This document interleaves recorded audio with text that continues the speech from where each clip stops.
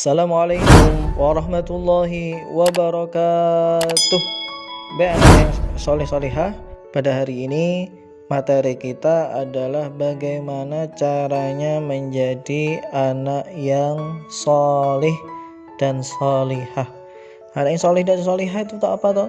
Anak yang nantinya akan masuk surga, anak yang dicintai, yang disukai oleh Allah Subhanahu wa ta'ala, sehingga dia dimasukkan oleh Allah ke dalam surganya Allah, yang mana di dalamnya banyak sekali kesukaan-kesukaan yang kamu sukai, kenikmatan-kenikmatan yang kamu sukai.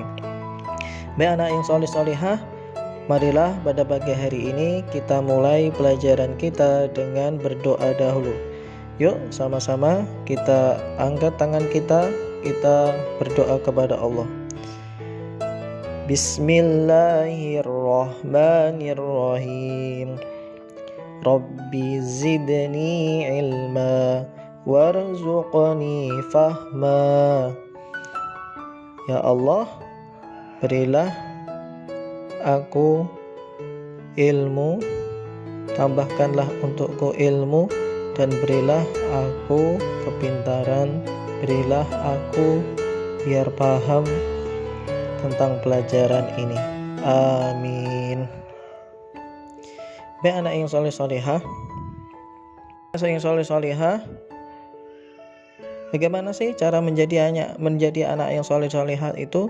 Yang pertama, hari ini kita akan belajar tentang jujur. Jujur, apa itu jujur? Nanti kita akan pelajari. Kemudian yang kedua, kita harus amanah. Kemudian yang ketiga, kita harus berbakti kepada orang tua dan guru. Kemudian yang keempat adalah mari kita sama-sama menghargai teman, baik kepada teman.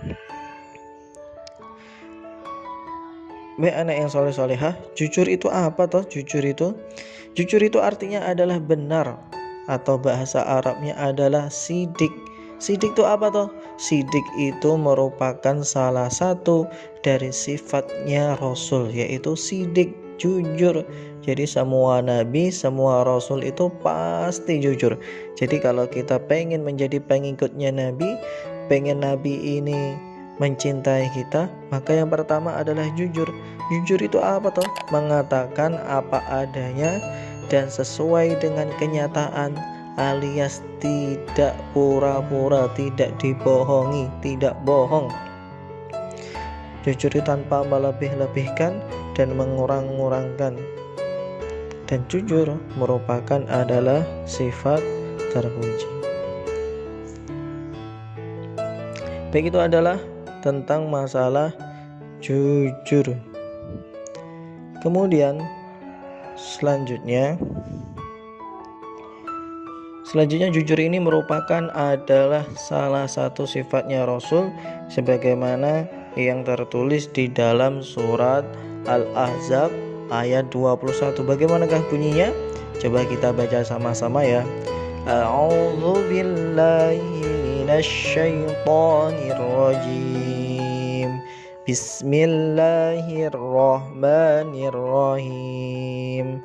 Laqad kana lakum fi rasulillahi uswatun hasanatan liman kana yarjullaha wal yawmal akhir wa dzakarallaha katsira.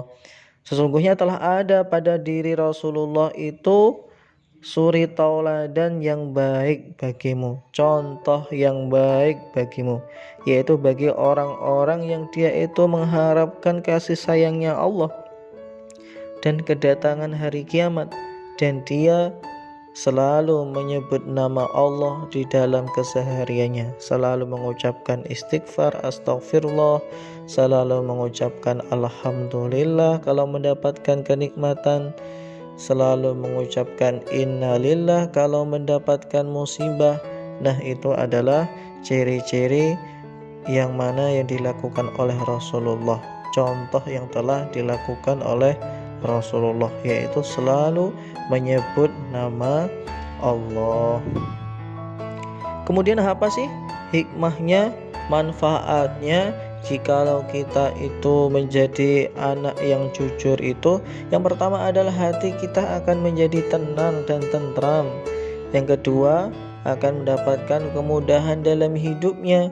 Hidupnya akan mudah, mengerjakan soal akan mudah, tidak mendapat banyak musuh dari teman, disayang teman.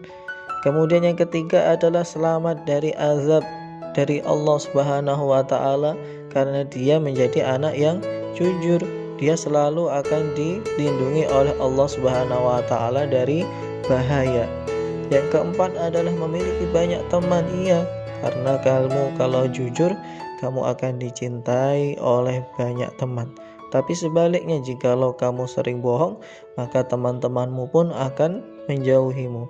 Yang kelima adalah dicintai oleh Allah dan Rasulnya, dicintai oleh Nabi Muhammad Sallallahu Alaihi Wasallam.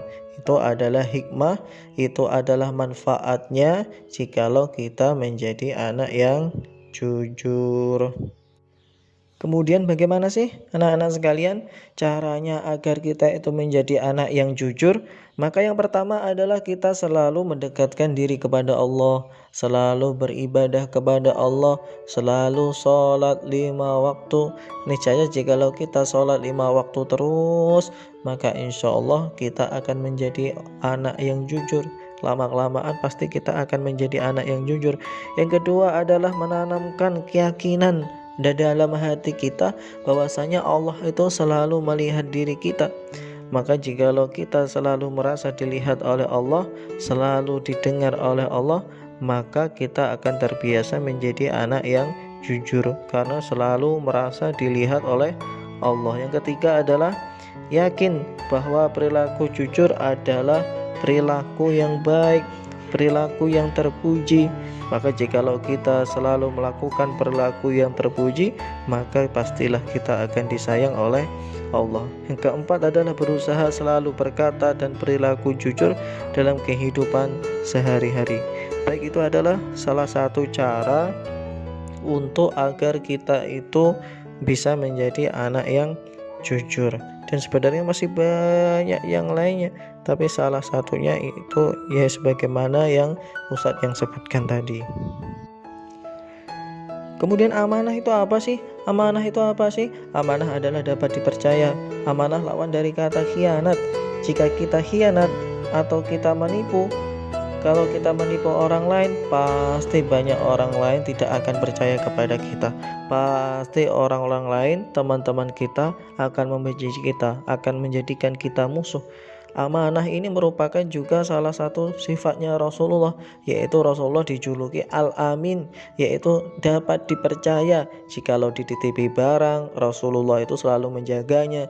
Jikalau diberikan rahasia, Rasulullah itu selalu menjaganya, tidak dipamer-pamerkan, tidak diberitahukan kepada orang lain. Itu adalah amanah, dapat dipercaya, bertanggung jawab. Itu adalah amanah. Bentuk-bentuk amanah itu apa sih anak-anak? Yang pertama adalah memelihara titipan teman atau mengembalikannya. Jikalau teman menitipi pensil, menitipi setip, maka dia selalu menjaganya dan dia selalu akan mengembalikannya. Yang kedua adalah menjaga rahasia pribadi. Yang ketiga, menunaikan kewajiban yang dibebankan dengan baik. Yang keempat, memelihara semua nikmat yang diberikan oleh Allah. Nikmat yang diberikan kepada Allah kepada kita itu apa sih? Nikmat penglihatan sehingga kita melihat yang baik-baik, nikmat pendengaran sehingga kita mendengarkan perkataan-perkataan yang baik, bukan perkataan-perkataan yang buruk. Nikmat bisa bicara sehingga kita berbicaranya bicara yang baik-baik, bukan berbicara yang buruk-buruk, yang itu justru mendatangkan kebencian dari Allah jikalau kita selalu mengatakan perkataan yang buruk. Oleh karena itulah Nabi Muhammad SAW itu karena sering amanah sehingga Nabi Muhammad itu mendapatkan gelar Al-Amin. Siapa yang memberikan gelar Al-Amin? Orang yang dapat dipercaya, orang yang dapat amanah, yaitu oleh penduduk Mekah. Karena dikenal Nabi Muhammad itu adalah seorang laki-laki yang amanah, jujur, dan dapat dipercaya. Amanah kita sebagai manusia di bumi ini tuh apa sih? Tanggung jawab kita sebagai manusia di bumi ini tuh apa sih? Yang pertama, kalau kita menjadi manusia di dunia ini, yang pertama adalah menjaga dan memelihara alam, tidak merusaknya.